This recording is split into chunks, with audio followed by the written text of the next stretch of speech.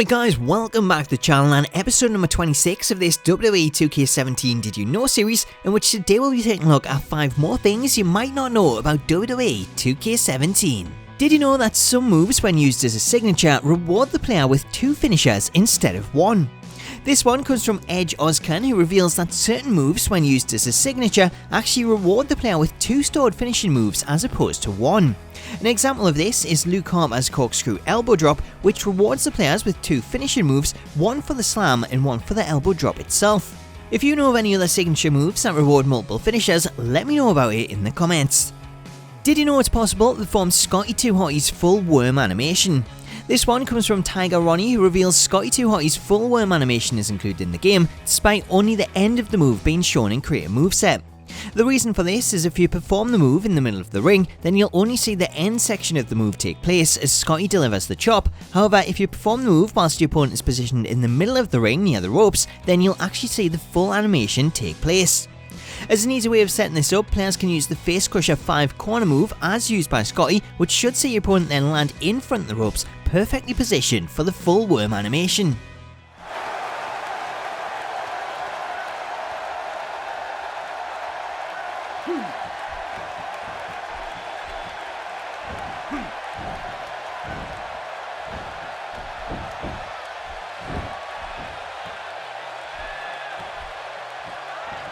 He drops the elbow. Did you know original plans seen more matches planned for the 2K Showcase DLC? Previous in the series we mentioned that both Rick Martel and Stan Hansen were originally set to be included in the Hall of Fame Showcase DLC pack, and Bradley Clark appears to have found more evidence of this, as should you go into the deletion utility from the main menu and press L1 to go to the 2K Showcase section, you'll see a note of how many matches you've completed, as you can see here where it lists that I've completed 1 of 14 matches. Hang on, 14 matches? The 2K Showcase DLC actually only features 7 matches, therefore there appears to be another 6 matches initially planned that were removed. So could some of these be in the matches featuring Stan Hansen and Rick Martel? Possibly, although I doubt there would have been 6 matches devoted to just them two, therefore it's possible that there were more matches planned that include the other Hall of Fame stars. Did you know the European Championship features the old WWF logo? This one comes from Eric Wabi, who reveals the European Championship features an additional side plate on its far right side, which features the old school WWF logo. The inclusion of the logo appears to be an error, as all of the mentions of WWF, including its logos, have to be removed to comply with the terms set out in the lawsuit, which the WWE lost to the World Wildlife Foundation, which led them to change the name from World Wrestling Federation to World Wrestling Entertainment.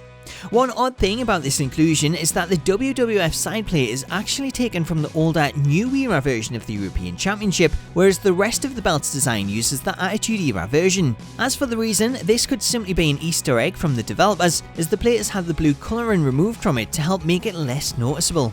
Did you know it's possible to get chairs into the crowd as well as having the trash can at ringside?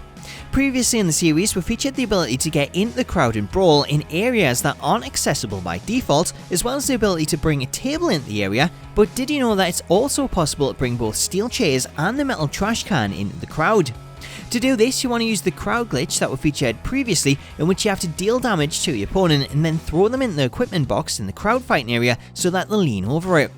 Once you've done this, you want to again pick up the steel chair and then run at them to push them through the barricade and into the crowd, but instead of dropping the chair and hitting them, instead run at them and press the Irish whip button, which should see a superstar throw the chair into the crowd and perform a head smash that'll send you into the crowd.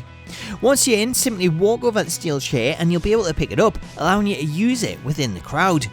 From here you can run back through the barricade and then repeat the steps to get the second chair in the crowd, or you can use a similar method to get the steel trash can in.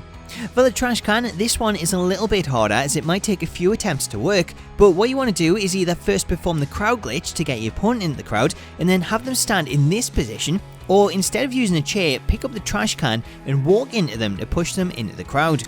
At this point, what you want to do is face the direction shown on screen and press the drop button, which is circle on PS4 or B on Xbox One, to drop the trash can, which should then see a glitch inside the equipment box or roll towards the bins.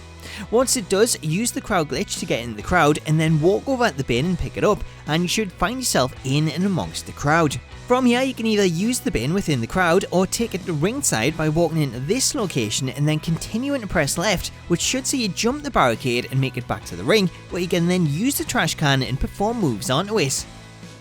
What